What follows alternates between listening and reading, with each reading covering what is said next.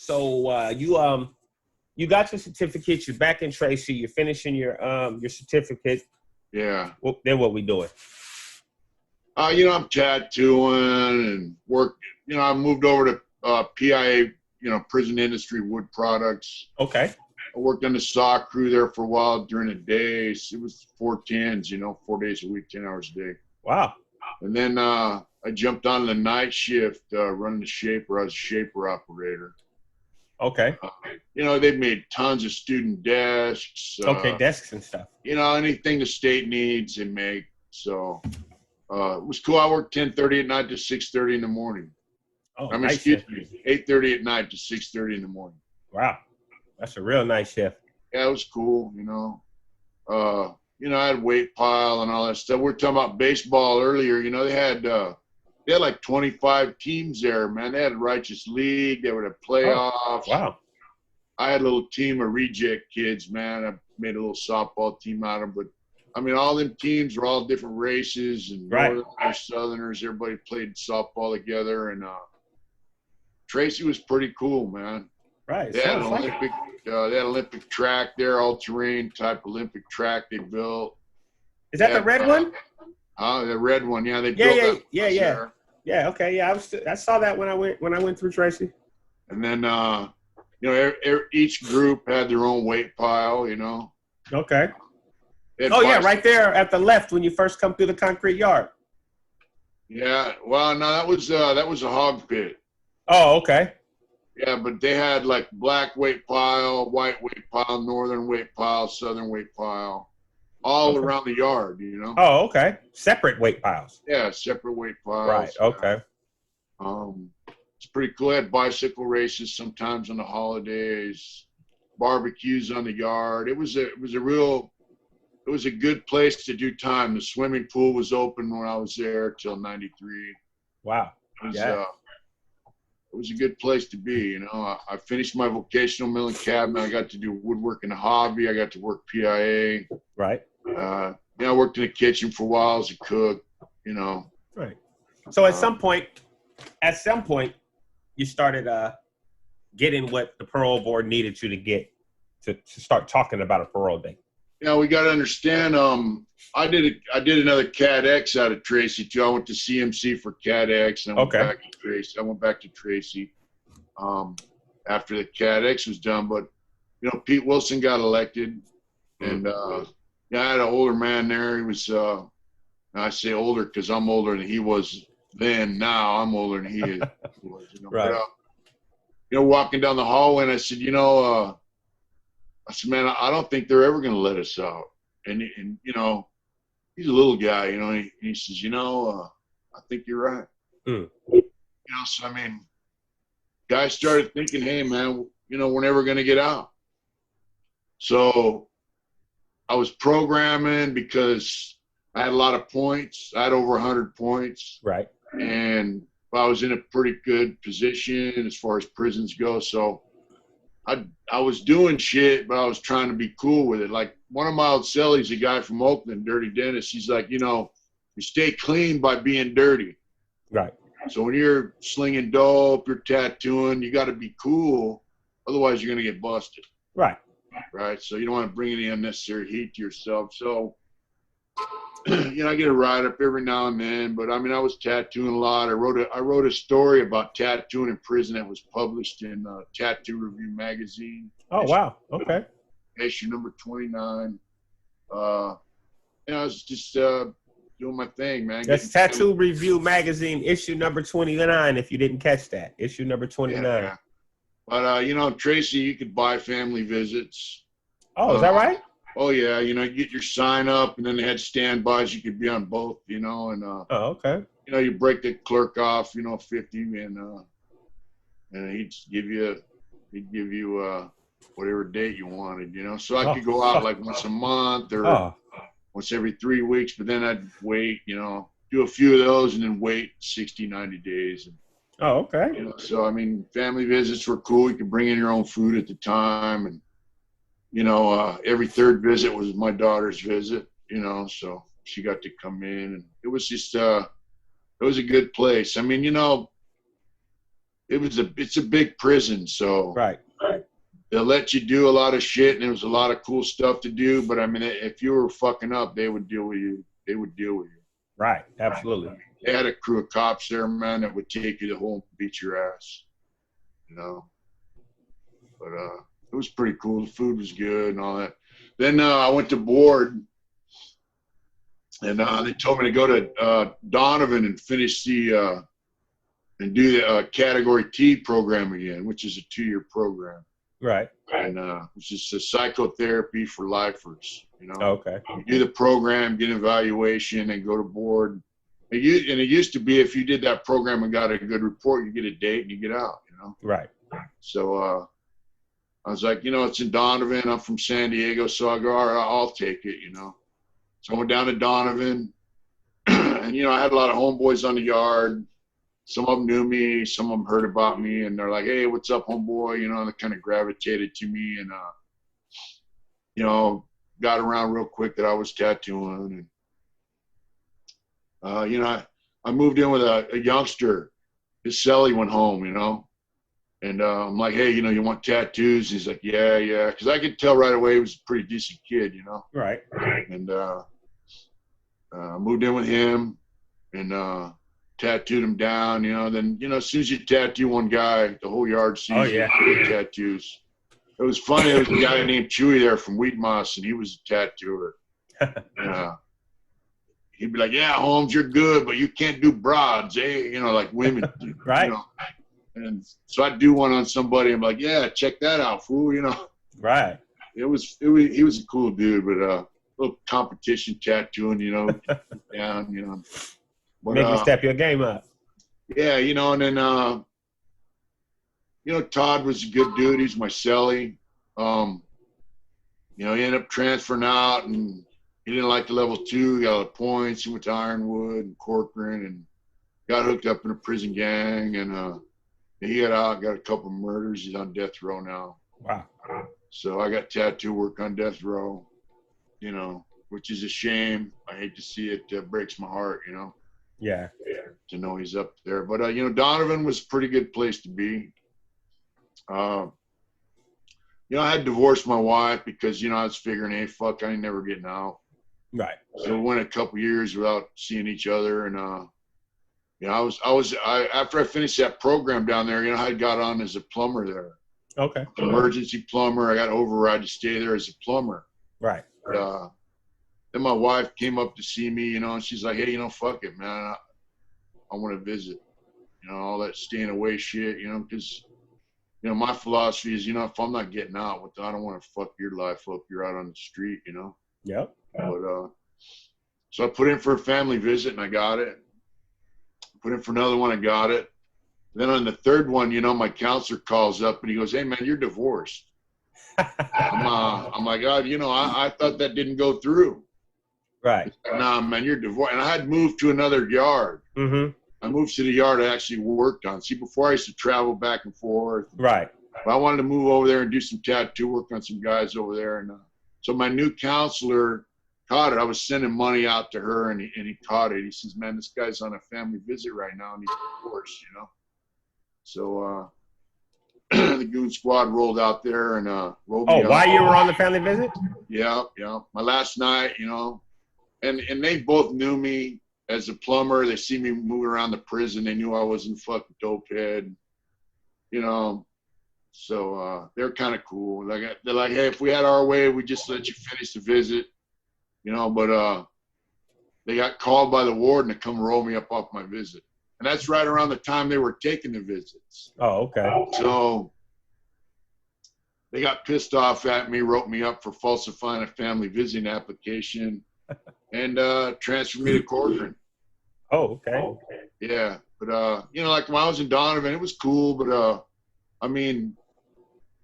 guys just were thinking like they could get away with whatever the fuck they wanted to get away with. I had a little homeboy, Southsider homeboy, and he was slinging some shit, and guys owed him money, and they ratted on him, and so he's on the yard. He knows the cops are following him. So he's walking the track, and he's flinging these papers at Crank, on on the track as he's walking, he's trying to get rid of him. There's this little paisa walking behind him, picking him up. Like, oh, dope, you know? Right. You know, he got busted with the hole. And then when he got out of the hole, I'm like, hey, brother, you know, we're good, you know? And I said, any of them dudes over there owe you money? You know, your homeboys? He goes, yeah, man, a lot of guys over there owe me money. Like, your homeboys taking care of that? And he says, nah, man, they ain't doing shit. So I could go from yard to yard, you know? And he looked out for me, you know? He was. I said, well, fuck it, man, I'll take care of that for you. Right. Who owes you?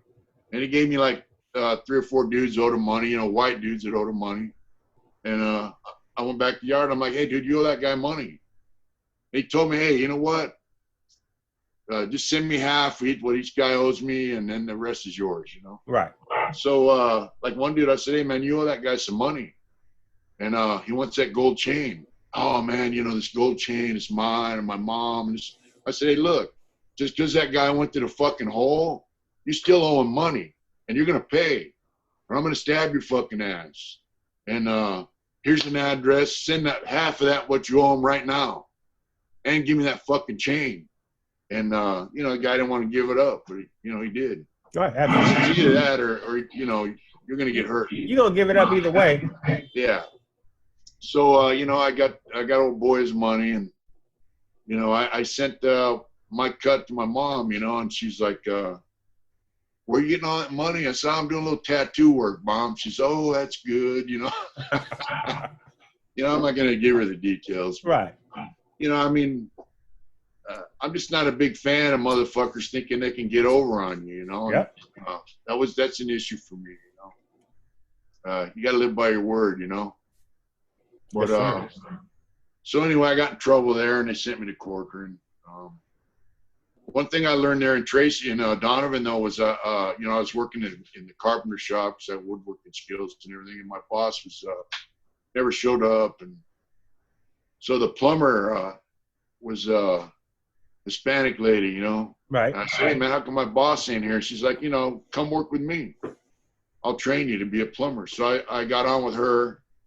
I ran this dude off the crew that she had working for her. He was a dope fiend, and he was kind of a whiny little fucker, you know. So I booted him off, basically. Right. I kind of pushed him out. And I worked with her for like 3.5 years, man. And you know, she grew up in Logan Heights. Nothing really shocked her, you know. Right.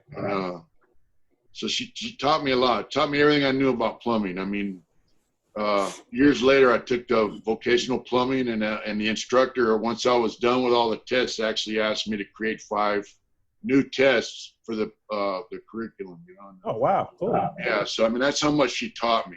Right. She was good, man. I mean, yeah, it was. And you know what? Working for the plumbing crew there was. I mean, they'd have a little spread in the office, and they'd say, hey, man, why don't you wash our bowls out? You know, there'd be food. And, right. I mean, they treat us like human beings, and they appreciated what we did. And, you know, even the staff, some of the staff there, the COs, they're like, hey, you know, kudos, you do a good job. Right. You know, they'd have a water main blowout one time, like they call us like 11 o'clock at night. We're out in no man's land, which is in between the back of the building and the fence. Oh, okay. With a backhoe, fixing a water main blowout, you know, I mean, it's, you know, it feels good when you're doing positive shit like that. But absolutely. And once I got in trouble, none of that mattered to the warden. And the captain, Labatos, he was a creep. They sent me to Corcoran. Right. And so it's back to level 4. I was in 3B yard there. And you know what? Old Corcoran was, it was pretty cool, actually. You know, the FBI was there investigating them, but they were mostly investigating what was going on in the shoe units. Right. But, you know, the food was pretty decent. There was a guy there I knew in Quentin. He had Life Without. He was there in Corcoran, and he was doing things. And so I started doing things with him. And he got busted, you know. Some guy got busted. He had sold some dope to, and the next thing you know, his cell's getting raided, and the guy sends him a kite. You know, we're in the shower, you know, and he goes, "Hey man, so and so sent me a kite, so don't worry about it. I'm not going to tell him." I said, hey, you know, Ricky, that guy already told on you. He goes, well, how do you know? I said, well, if I get busted, you're going to know I didn't tell on you because you're not going to get busted. I don't have to tell you I'm not going to tell on you. Right. So sure enough, you know, they kept raiding him until they busted him, you know. So, you know, I started thinking, man, you know, all them older cats when I was young told me, look, man, drugs are for making money and having fun. Yeah. If you ain't making money, you ain't having fun, and you're still fucking with it, and you're just a fucking dope fiend. And so, you know, I really wasn't having fun. All my friends were gone, you know, lower level prisons, paroled, whatever. And the money was too risky. Right. I mean, you know, this dude from Bakersfield, man, he owed some money to me, and I noticed he owed money to blacks, and so I said, hey, dude, I'm going to give you a little time to pay them other races off so it doesn't create a problem, and then you can pay me. And then came time, I said, hey, dude, it's time, you know, you need to pay me now. And he gave me some line of shit about mailing a letter to his sister to get the money, and the stamp fell off the envelope. And so I went out the yard and told his homeboys, I go, hey, man, check this out. Your homeboy's got a week to pay me or I'm going to kill him. Right. And they're like, well, why are you telling us? I go, because he's your fucking homeboy. You want to see him die, then just let it slide. But I want to get paid. Mm-hmm. And about 3 days later, I got my shit, you know. Right. So I was sitting in the cell thinking, man, you know, I got a piece. I got shit at work. I got shit on the yard because I'm slinging dope. Right. So the guy locked up, and you know, before Ricky got busted, he owed a bunch of money to other races, and they're gonna stab him. So we went and told him, hey, you know, they're gonna stab you. Right. So, you know, will you guys help me? And he's thinking, you know, will you bail me out? And right. I looked at Ricky, and I looked at him, and you know, he's in the cell. We were tier tenders. Right. At the time, and I go, yeah, I'll help you out. You know, he got all happy, and I said, I'll give you a knife, and you can go out and stab that dude that you owe money to. Right. You know? And man, his face just sank like, oh God, you know. He ended up locking up, told on us. You know? They found a couple of our weapons, you know, our pieces. So I was thinking, you know, even if I'm not going to get out of prison, man, I want to be someplace where I can do artwork, right. where I can be comfortable. I like music. I want to listen to music, get a decent radio, which, you know, is hard to get in prison. Yeah. So I had a 1/4 ounce of crank, man. I just flushed it. I said, man, fuck it, I'm done. And that was in 97. And then 98, I transferred over to Lancaster, level 4. Okay. And so I just quit smoking weed, drinking everything, 98. And you know, I said, fuck it, you know, I'm just going to kick it. I'm going to do my shit. Because they had a hobby program at Lancaster. I moved over to a facility as a plumber.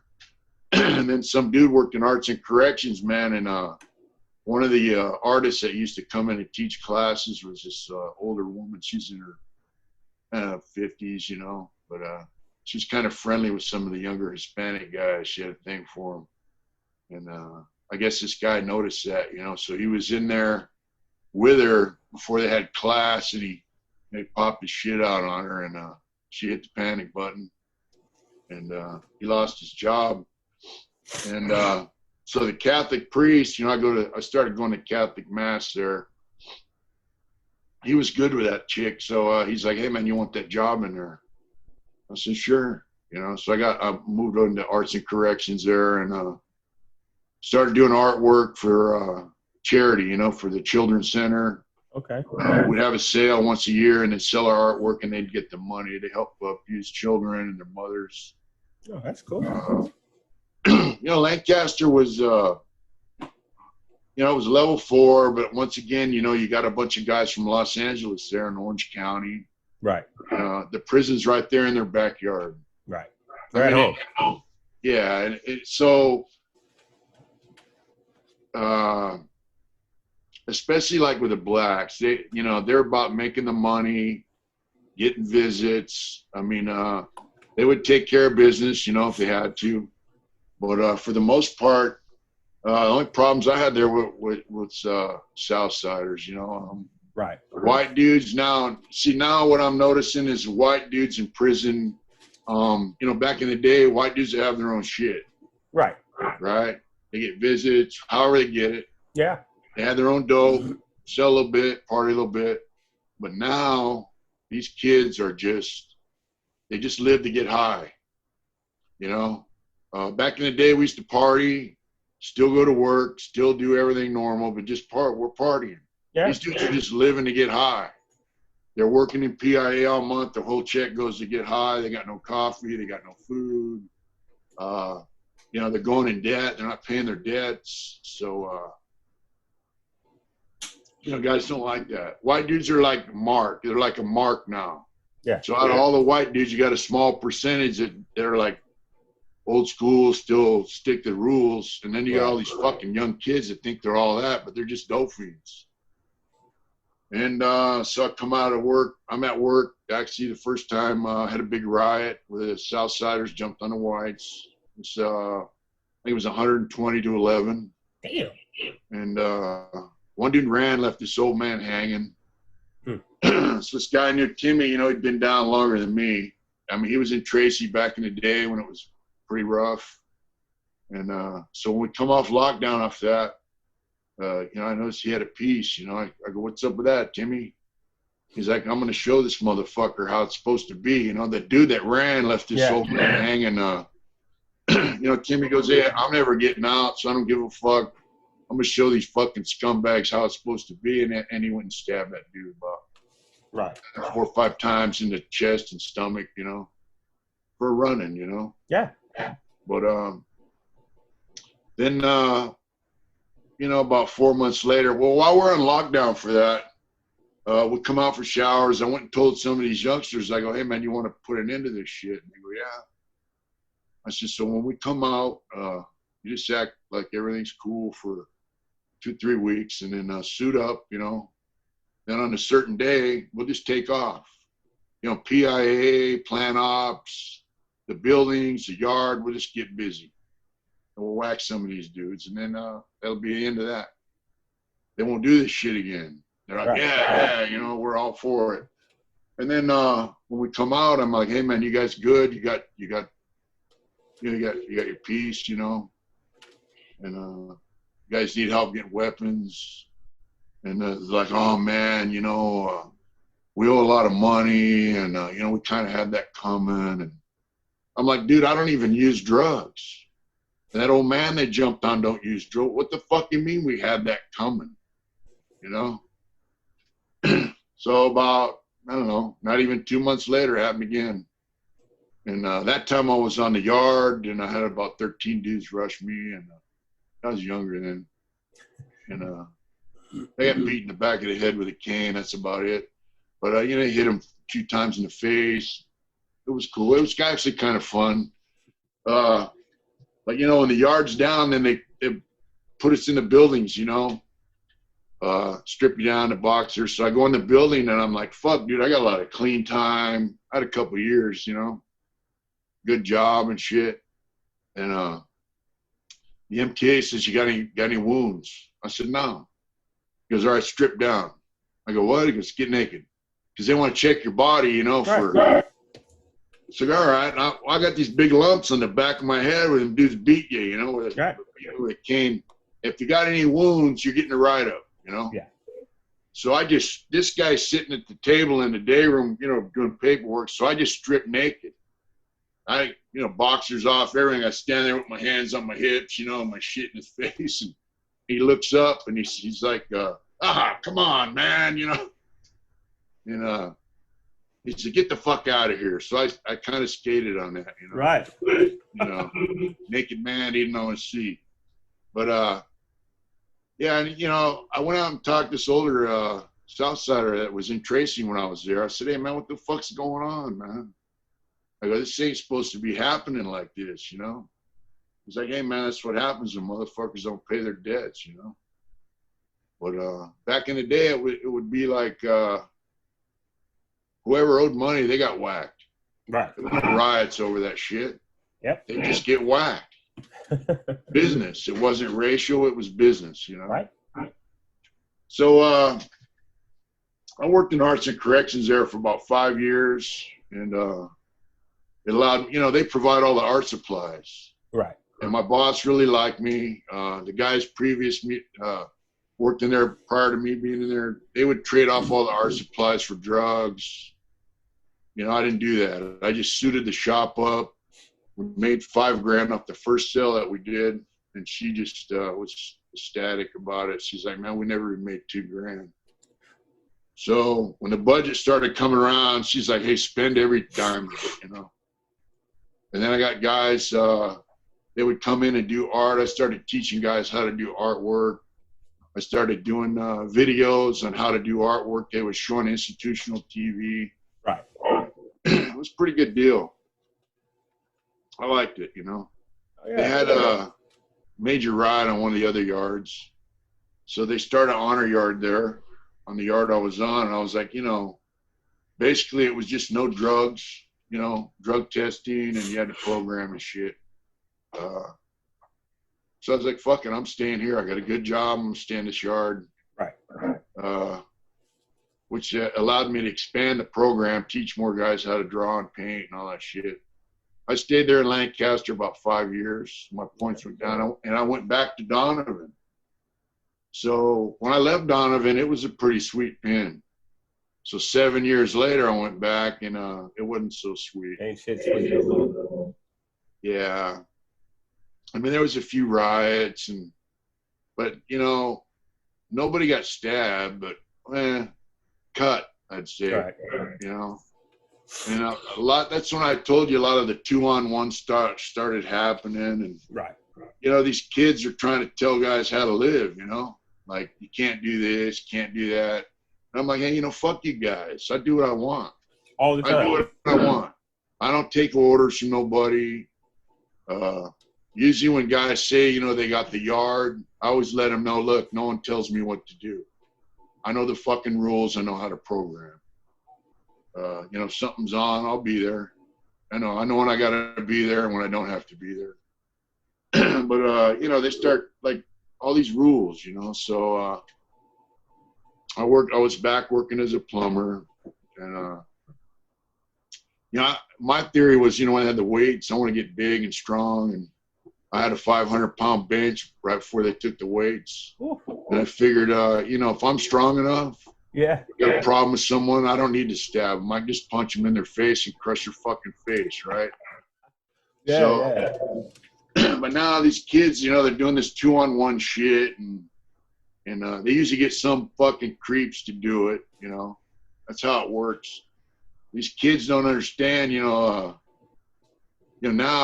all the prison gangs are back on the main line. So Right.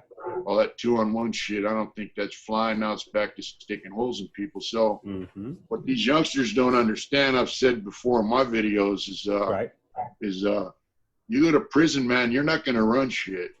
You got guys in there that have been politicking and running prison yards for years. They're going to work circles around you, and they're going to have you doing shit you don't want to do. Yeah, especially when you think you're smarter than them. Yeah. I mean, they let their mouth overload their ass, and then they make them put work in, Oh, yeah. So anyway, I had to make peace. I got a plexiglass piece, I told one dude, hey, man, if you keep trying to tell me what the fuck to do, I'm gonna kill you. He's like, what? I said, look, I showed him my piece. I said, I'm gonna come up behind you when you're eating dinner. I'm gonna stick this in your fucking neck. And that was kind of the end of guys telling me what to do. But still, guys don't like that. No. You're doing your own thing, and they're fucking falling in line, like sheep, and they don't dig it.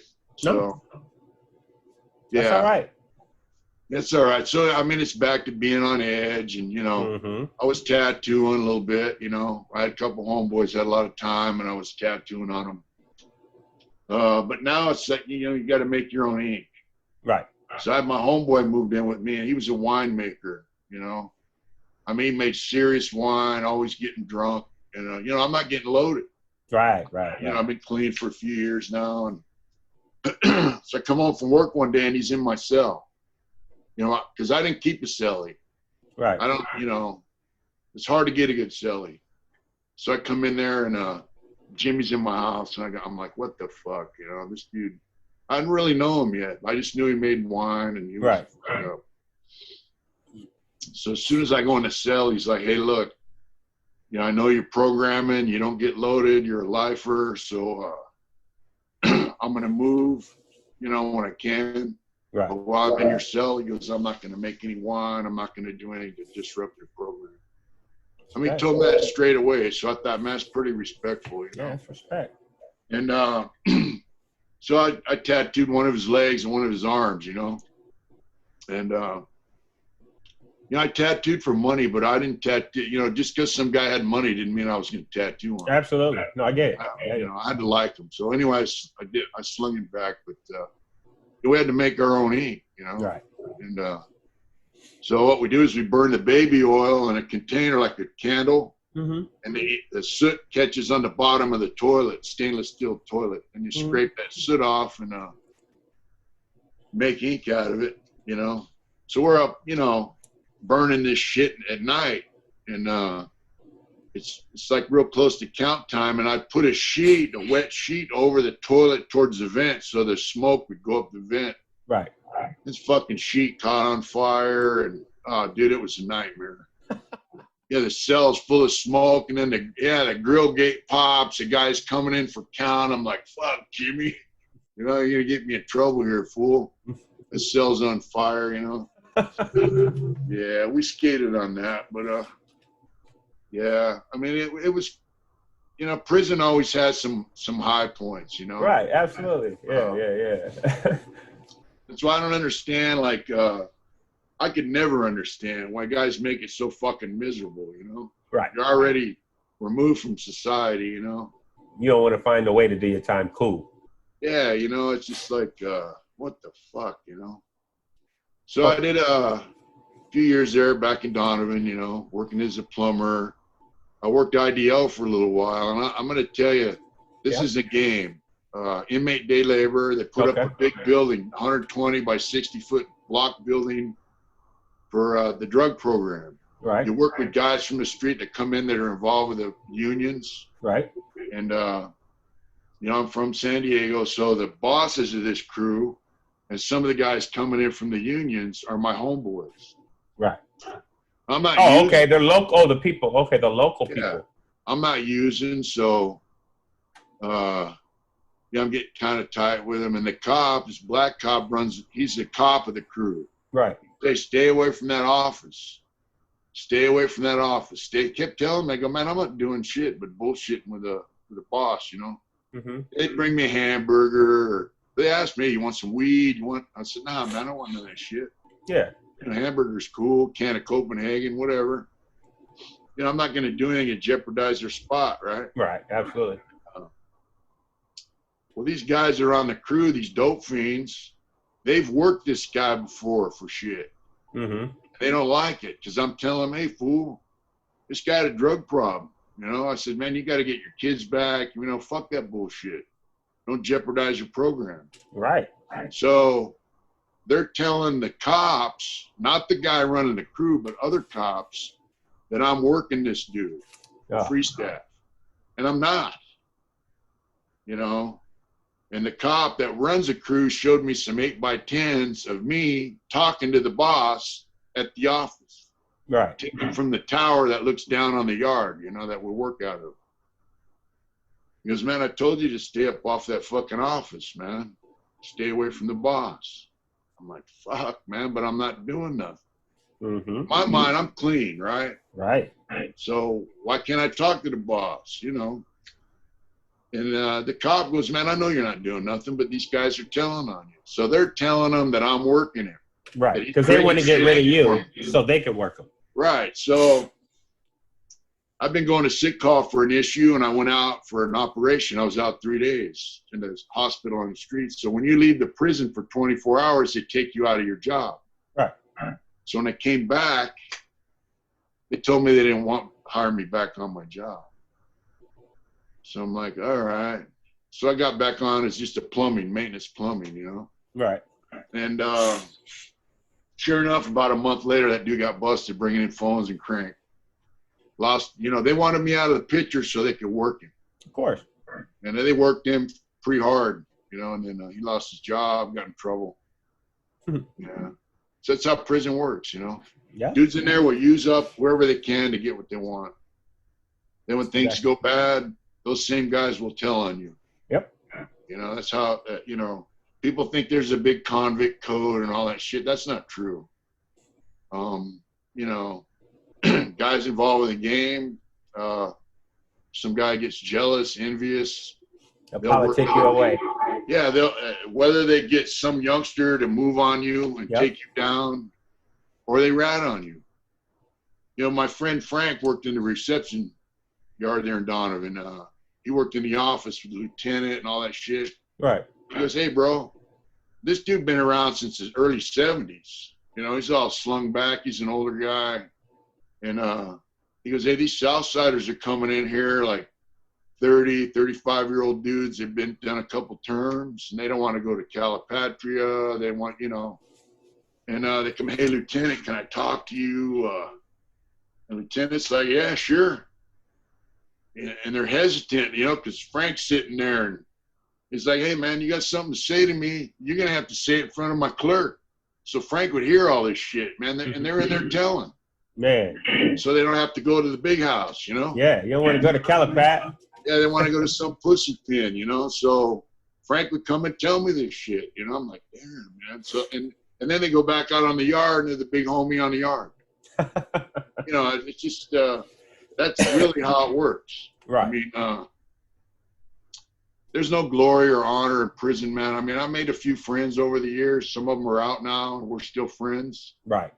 But very few. Yeah. Oh, I totally understand it. So they let you out because I seem to be getting short on time, and I know you got some stuff you got to do. They let you out. Finally, you get a parole. Unless you want to come back at another time and get the closing part of this, because I went to San Quentin. At that time, I was going to board, right? Right. I got about 20 minutes. Okay. So I was going to board, and my counselor goes, "Hey, your board hearing's coming up." And I said, "Hey, man, I'm not going." Right. She goes, "Oh, well, you got to go." She's a brand new counselor. I went from CO to counselor. Oh, okay. No, she's like, "Well, you got to go." I said, "No, I don't. I'm a convict. I don't I'll do have the to go fucking to thing I board." want. Yeah, I said, "Matter of fact, I'm not signing in papers. I'm not participating." Yeah. I went to board 14 times, and I canceled 9 hearings. Told them, "Fuck you, I ain't going 9 Right. times." So, ooh, damn. My points are down, so I transferred to San Quentin level 2. Right. I'm thinking, hey, San Quentin, right? Right. Oh, God. Back to the beginning. Yeah, well, now it's level 2. Everybody's living in the North Block. Right. They got a hobby program, so I got all my art supplies, and, I want to start doing woodwork. I want to start balling, Yeah. And get a job in the carpenter shop. I'm bringing stuff out of plant ops, wood and this and that. And a friend of mine goes, "Hey, you're doing too much, bro." I go, "What are you talking about?" He goes, "Man, you're doing too much. These guys are going to tell on you." I go, "I'm not doing nothing." I'd go to the kitchen, man. My boss would let me fill up a 5-gallon bucket of meat out of the butcher shop once a week. I'm taking it to the building. That's how we used to get down. Right. These guys are telling on me. Selling bags of tri-tip. So now you got 800 lifers in this building that been down 20, 30 years. Right. And they're like a bunch of cackling hen bitches, man. They're all telling on each other. They're all jealous of each other. Not everyone, but a lot of them, Yeah. More than need to be. Yeah, I was like, what the fuck, So, long story short, I found a route to smuggle a little tobacco. Right. And I did that for about a year. And sure enough, here they come. They found my cell phone. I lost 1,500 books of stamps. Woo! Yeah. 1,500 books of stamps. Yep. That's like $10 a book, ain't it? Well, back then I'd send them out, and my girl would get $8 a book. So, $8 a book. Oof. That's these are guys. So I'm in the hole for this, right? Right. And now guys are getting release dates. They're going, Okay. "Hey, I'm in the hole for 5 months." Right. "Hey, so and so went home. So and so went home." I'm like, fuck, man. I just pissed away like, 10 years of clean time. Right. So I tell the counselor, hey, man, can I go back to North Block? He started laughing at me. He goes, man, them guys don't want you back there. They all ratted on you. He's laughing. It's an old school counselor, So I went to Soledad North, or Central. And Excuse me. I went to board, got a 5-year denial. I also got valley fever there when I was in Soledad. Ooh, I heard of that. I got real sick, lost 60 pounds in 2 months. And I ended up going to CMC West, because I was high risk medical. Okay. I was there for a couple of years in them dorms, man. And, them guys in them level 2s think they're hard rocking harder than level 4. I'm like, man, we're living in a fucking dorm. I was really, I was trying to maintain. I was doing my artwork. Right. But, man, I used to lay in that bed at night and think, man, I should just walk down the fucking dorm here and just stab that motherfucker up, man. I was angry all the time. Right. Dude, hard rock politics and shit. And I'm just, like one kid owed some money, and he owed me some money. I went and told me, hey, motherfucker, I want to get paid. He just owed me some stamps, Right. And these dudes come rolling. This kid had money. He's buying everyone weed and shit. And what's up? I said, that dude owes me. I had a little homeboy there. And as these guys walking up, he posts up. He goes, what do you want with my homeboy? Dago car, right? Right. Like, hey, it's okay. And I just told him, hey, the dude owes me. He's going to pay me. Or he's going to get fucked up. So later on, they come rolling around. They're like, hey, this guy owes money. We're taking collections, to pay his debt. And I go, look, if you stab that dude, I'll pay his whole debt. I go, that dude should be stabbed for owing money. Right. And they're like, man, you're way out. I said, I ain't way out. He's way out. So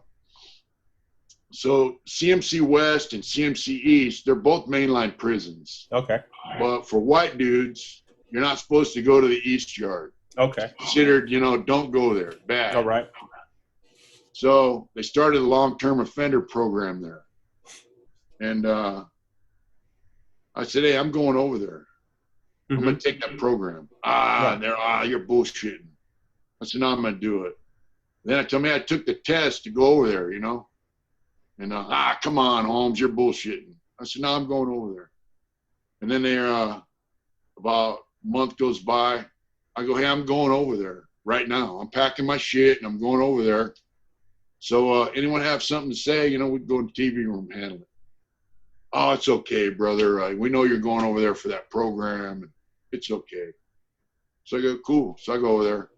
A couple months later, some other guys came over. They go, yeah, as soon as you left the yard, you're a piece of shit, Yeah, back talking shit, So I did the program. I did the program there, and while I was there, they started letting the gang members out of the shoe. They brought some gang members there, from the Mexican gangs. Mm-hmm. It was still all right. I finished the program. I was doing my artwork. I did my T-shirt patterns, which, I have a T-shirt company now. And so those are the patterns I did when I was there. And this program. That T-shirt company, and that T-shirt company, in case you guys are interested, is hardintentions.com. You can see that on the web. Hard Intentions. I'll put it on the bottom. You can check it out on the web. One of my front shots. And but anyways, that program was designed by the Pro Board. Okay. They want you to do that program, learn what you got to learn. So when you get to the fucking board, you can verbalize what you got to do. You got to tell them what you got to tell them, man. Yes, sir. What you learn there. And my lawyer was from the Monterey. She did a lot of board hearings at Soledad. Right. Well, my board member used to be the warden at Soledad. Oh, okay. And everyone's like, man, that dude's an asshole. She goes, oh, no, he's good. He's just like you guys. I go, what the fuck you mean he's like us? The guys, everyone says he's a dick. Well, he was a Marine. He did Ultimate Fighter training. He worked from the CEO up to warden. Right. And she goes, if your victim is a child or a woman or a cop, you're fucked. Right. But guys like you, I went in there, 2-hour hearing, dude, easiest hearing I ever had, found me suitable and let me out. Good shit. And yeah, here I am. And now you started you obviously started your own T-shirt company called hardintentions.com. Once again on the web. You can also go to his YouTube channel at Hard Intentions. Here's one of my. Here's one of your patterns. It's Hard Intentions. Oh, badass. Yeah. Okay. Yeah, I like that. And you drew that artwork yourself? Well, actually, all my T-shirt designs I painted in acrylic paint. Oh, okay. And then I have the local print shop print them for me. Oh, good stuff. But I want to say, look, I got out because I did the work. Yes. I got my vocational training. I did all the therapy shit, all that. And I learned how to function. Right. If you learn how to function in prison, navigate your way through all the ins and outs of the, these guys, those guys. They got staff, you got gang members from all races, including your own. Yeah, absolutely. Navigate through the shit, follow the rules on both sides of the fence. Yeah. It's not easy to do. No. It takes a little bit of balls, man, to say, hey, I'm doing this. It takes a lot of balls. Let's not diminish it. It takes a lot. I did it and I'm out, Yes, sir. And there's guys out here that are on the fence, they're dabbling in crime and different things, they're running with their homies. If you're young, you're gonna grow up. Yeah. So, if you're lucky, you're gonna grow up, you're gonna have a fucking gray beard, and you don't have to do it in prison. Absolutely. Maybe you can maintain a little friendship with your homies, but still get your fucking shit together. You don't have to go to prison to get your shit together. Hopefully. That's the prayer. Man. That's the prayer. Yeah. So I know we're about to bounce. If there's anybody you want to send a shout out to before we stop this video, go ahead and send your shout outs right now. I'm just grateful for all. I have a YouTube channel also, Hard Intentions YouTube. I'm just grateful for all the people that watch it and all the people that have bought my artwork. You see some of my artwork in the background. Yeah, absolutely. My T-shirts, man. It's a validation of a dream I had that I put into fruition, man. I just appreciate everybody's support, man, and I'm glad they like my products. Absolutely. Once again, man, I appreciate you coming on my channel, man. This is good for the channel. It's good for the movement that we're trying to put on. Like, when cats can really make it out this bullshit and do the things. You don't have to be determined. Your rest of your life don't have to be determined by what you did behind you. I got an Instagram too, Mitch Smiley 790.